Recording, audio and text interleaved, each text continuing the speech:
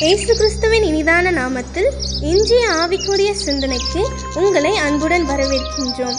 இப்போதும் ஒரு பாடலுக்கு பின்பு உங்கள் சிந்தையை தெளிவிக்கும் ஆவிக்குரிய செய்தியை கேட்கலாம்.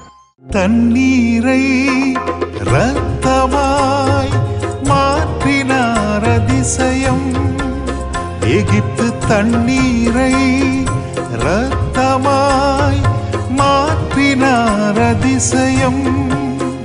வெறும் தண்ணீரை திராட்சை ரசமாய் மாற்றினார் அதிசயம்.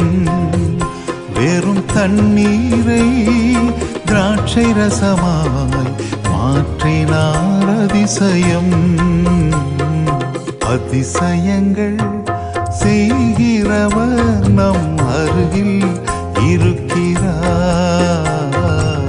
அற்புதங்கள் செய்கிறவர் என்றும் நமக்குள் வசிக்கிறார். இயேசுவின் இனிதான நாமத்தினால் உங்களை வாழ்த்துகிறேன். இந்த நாள் நம்முடைய ஆவிக்குரிய சிந்தனைக்காக யோவான் எழுதின சுவிசேஷம் 2ஆம் அதிகாரம் 5ஆம் வசனத்தை நான் வாசிக்கிறேன். இயேசுடைய தாய் வேலைக்காரரை நோக்கி, இயேசு உங்களுக்கு என்ன சொல்லுகிறாரோ அதன்படி செய்யுங்கள் என்றார். மரியாள் இயேசுவின் தாய் வேதத்தில் சொல்லப்பட்டிருக்கிறது நாம் அறிந்திருக்கிறோம். ஒரு கல்யாண வீடு, அங்கு இயேசு அழைக்கப்பட்டிருக்கிறார். அங்கு திராட்சரசம் குறைகிறது. உடனே இயேசுவின் தாயாகிய மரியாள் இயேசுவிடம் வந்து திராட்சரசம் குறைகிறதுன்னு சொல்லும் பொழுது இயேசு என்ன சொல்லுகிறார்? ஸ்திரீயே, என் வேலை இன்னும் வரல, டைம் வரல அப்படின்னு சொல்லியிருந்தாரு. உடனே அவங்க போயிருக்கலாம். ஆனா என்ன பண்றாங்கன்னா, மாறாக அங்குள்ள வேலைக்காரர்களை கூப்பிட்டு இயேசுவை காண்பித்து, அவர் உங்களுக்கு எப்பொழுது என்ன சொல்லுவாருன்னு தெரியாது, ஆனால் என்ன சொன்னாலும் நீங்கள் அதன்படி கீழ்ப்படிய வேண்டும், செய்ய வேண்டும். அதை தான் மரியாள் சொல்லிவிட்டு கடந்து போய்விடுகிறார்கள். நேரமாகிறது, திராட்சரசம் குறைவுகிறது. அடுத்து என்ன செய்வதென்ற ஒரு நிலைமை, நிர்பந்தமான நிலைமை வரும்பொழுது இயேசு அங்கு வேலை செய்கிறவர்களை கூப்பிட்டு அந்த கற்சாடிகள் இருக்கிறது, அதில் தண்ணீரை நிரப்பி அதை மொண்டு அங்கு பந்தி விசாரிப்புக்காரர்கிட்ட கொடுத்து எல்லாருக்கும் பருக கொடுங்கள் என்கிறார். பாருங்கள், இதில் அந்த இடத்துல ஒருவேளை நாம் இருந்தோம் என்று சொன்னால் தண்ணீரை எப்படி ரசம் என்று கொடுப்பது என்று சொல்லி நாம் யோசிப்போம்.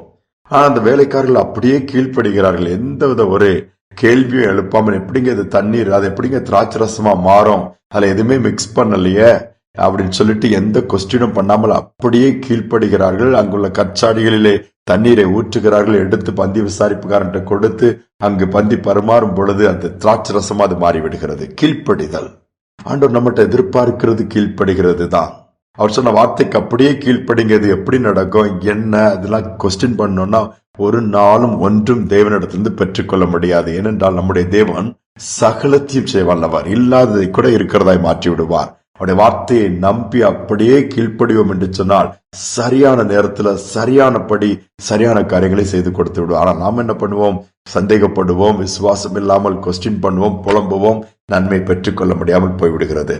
ஒரு கம்பெனியில வேலைக்கு ஆட்கள் தேவை என்று எழுதப்பட்டிருந்ததா, அநேகர் அப்ளை பண்ணாங்க. ஒரு நாள் இன்டர்வியூ வந்தது, அதுல நிறைய பேர் செலக்ட் பண்ணாங்க. நாளைக்கு வந்து நீங்க வேலைக்கு ஜாயின் பண்ணிருங்கன்னு சொல்லிட்டாங்க.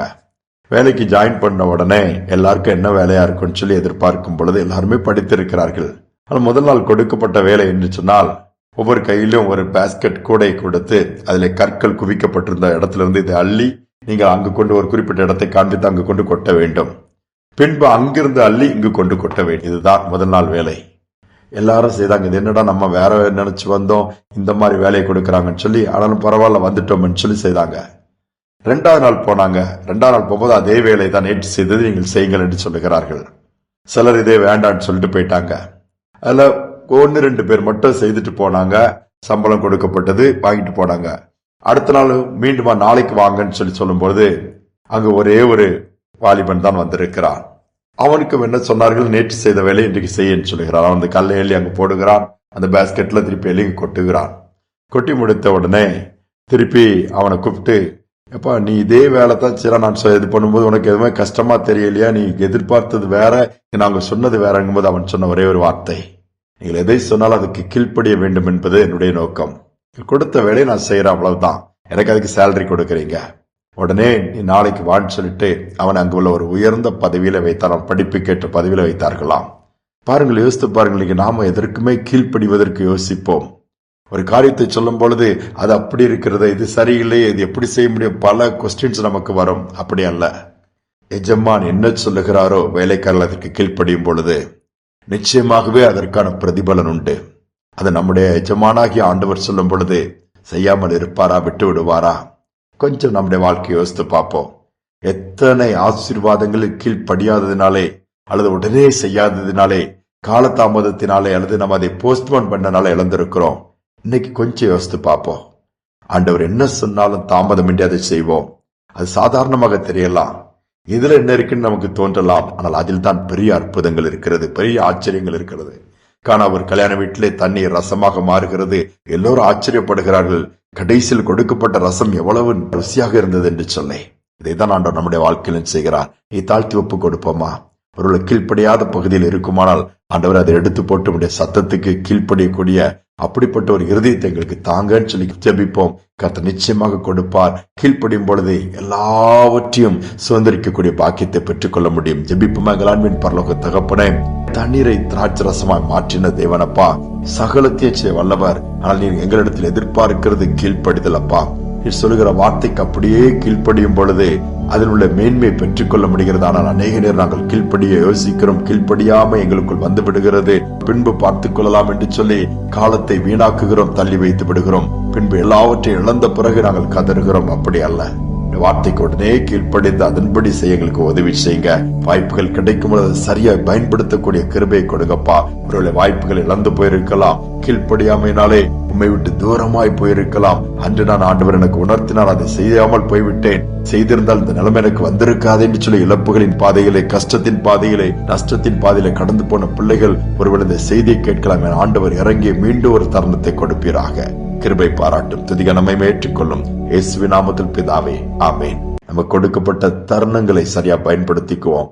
கீழ்ப்படியும் பொழுது நிச்சயமாகவே கர்த்தர் மேலான ஆசீர்வாதங்களை கொடுத்து நம்மை மேன்மைப்படுத்துவார். இந்த சிந்தனையோடு இந்த நாளை தொடருவோம். மீண்டுமாய் நாளை தினம் சந்திப்போம். நன்மையான ஈவுகளை தேவாதி தேவன் தந்தார். நன்மையான ஈவுகளை தேவாதி தேவன் தந்தார். கீழ்ப்படிந்தே அவர் சத்தம் கேட்டு சாட்சியாய் ஜீவிப்பாயா. கீழ்ப்படிந்தே அவர் சத்தம் கேட்டு சாட்சியாய் ஜீவிப்பாயா. நானும் என் வீட்டாருமோ